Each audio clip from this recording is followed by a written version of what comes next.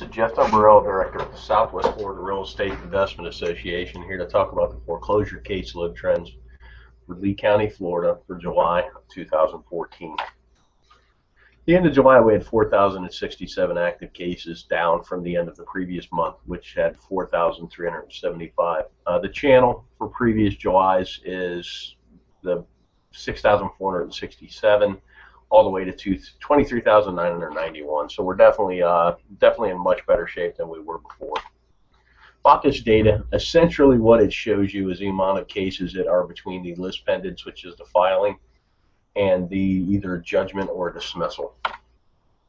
Here's a chart of the total trend. What I find interesting, I spent a little bit of time doing this report. The best buys in the market really were at the peak of the trend all the way to the first third down. And it's ironic because that was a time that was still, we knew it would get better someday, we just didn't know when. A lot of the guys that waited for stuff to really begin to bottom out and inventory to dry up actually paid probably 10 or 15% more than had they pulled the trigger there. We'll talk about this a little farther in the notes of the report. Here's from the peak. We had another month-over-month as well as a year-over-year decrease. And a narrative you have to overlay over this data is that there are a fair amount of short sales that have also traded that are still showing up because they have not been withdrawn. More and more it's apparent the correction's over. Now we're just mopping up.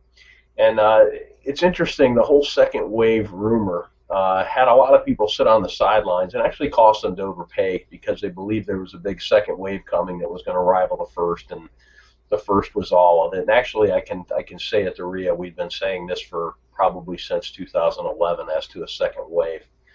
And you know, how do you deal with this? You do what the math tells you to. I mean, you look at where I pointed out in the chart before.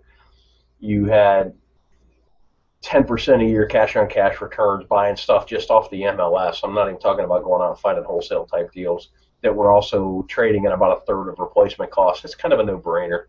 At that point, you start pulling the trigger. Mid-month check shows list pendants filings and certificates of title show the trend is still the same. And this is the lowest caseload since July of 2007. I'd like to talk about the events we've got coming up for September. Rick Sass, if you've been to our meetings, you know Rick. Rick's what we call an OG in real estate investing. He began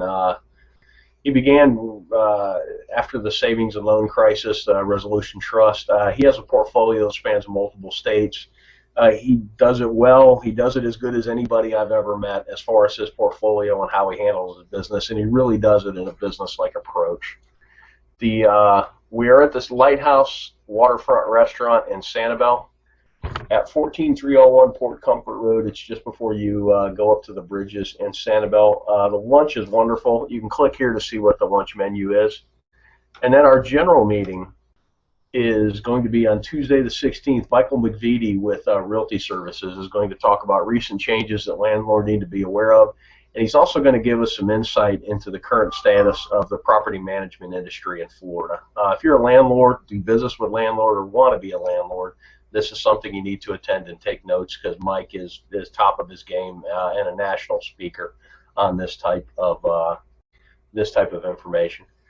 Thanks for watching. If you have any questions, you can shoot me an email, jeff@swflreia.com.